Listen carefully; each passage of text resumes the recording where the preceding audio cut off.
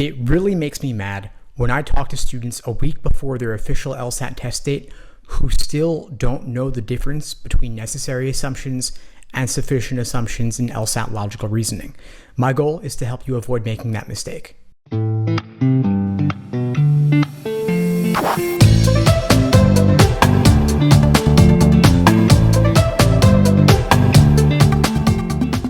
Hey, what's up everybody? Steve Schwartz here from LSAT Unplugged, joining you today to help you differentiate between two common types of LSAT logical reasoning questions, necessary assumption and sufficient assumption.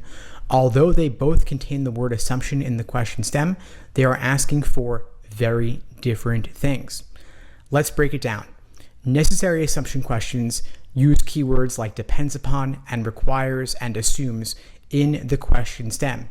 In contrast, sufficient assumption questions use words like allows, enables, phrases like follows logically if assumed, and properly inferred if assumed. What this means is that there is no such thing as assumption questions. Strike that phrase from your vocabulary entirely. There are only necessary assumption questions and sufficient assumption questions. Again, the key words in the question stem help you differentiate them because they're using words and phrases that are synonymous with either necessity or sufficiency. Again, depends upon, requires, and assumes, all synonymous with necessity, and allows, enables, follows logically if assumed, and properly inferred if assumed, all synonymous with sufficiency. So again, these two question types are asking for very different things. A lot of folks in the LSAT prep world will disagree with me on this, but I believe that necessary assumption questions are best viewed as a very specific kind of must-be true question. This is because if you take the stimulus as given, if you take the argument as given, then you are logically committed to agreeing with all underlying necessary assumptions.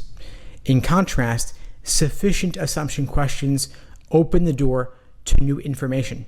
It doesn't matter how strong the answer choice is as long as it gets the job done. I'll give you an example. If you want to buy a $1 item, if you did buy a $1 item, then that means you possessed the value of at least 1 penny in buying that $1 item. A penny is not sufficient to buy a $1 item, but you must possess the value of at least 1 penny in order to buy a $1 item, so a penny is like our necessary. In contrast, having $1 million would be sufficient to allow you to buy a $1 item. You don't need to have $1 million, but $1 million will get the job done. And then, of course, there's the question, what if you had exactly $1? Having exactly $1 is both necessary to buy a $1 item and is also sufficient to buy a $1 item. What this means is that if you mistake one question type for another, you might occasionally get lucky because in my $1 example, it's both necessary and sufficient. If you misunderstood the question stem and the answer was $1, you'd still get it right. But in the vast majority of cases, the necessary assumption is only a necessary assumption and the sufficient assumption is only a sufficient assumption. And in fact, LSAC is very sneaky about including tempting wrong answers before you ever get to the correct answer choice.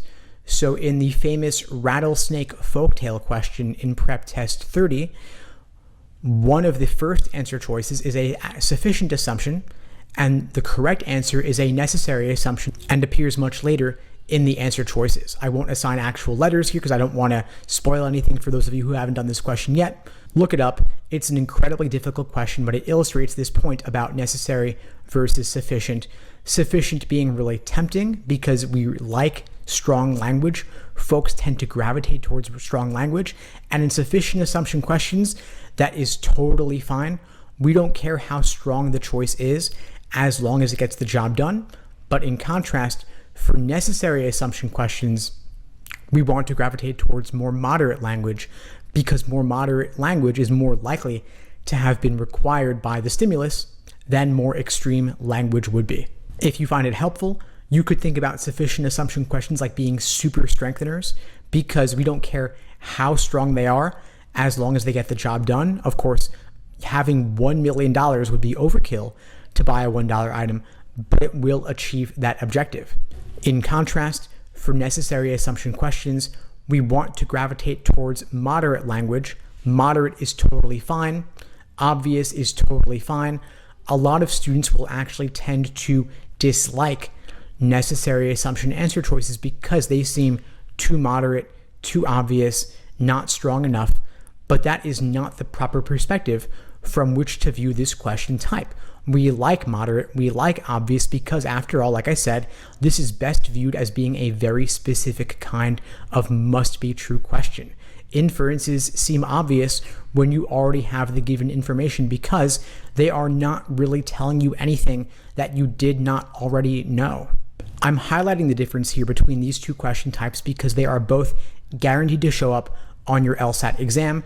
Necessary assumption questions especially are quite common. They are one of the most common LSAT question types. Make sure that you understand this distinction before you go in there and take the LSAT for real.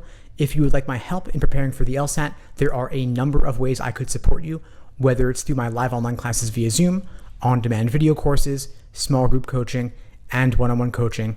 Check out the links below this video to find out more and to book a call with me and my team. We'd love to help you out.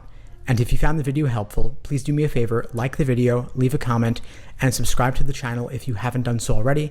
It really helps with that YouTube algorithm, and I really do appreciate it. In the meantime, I'll wish you all the best and take care.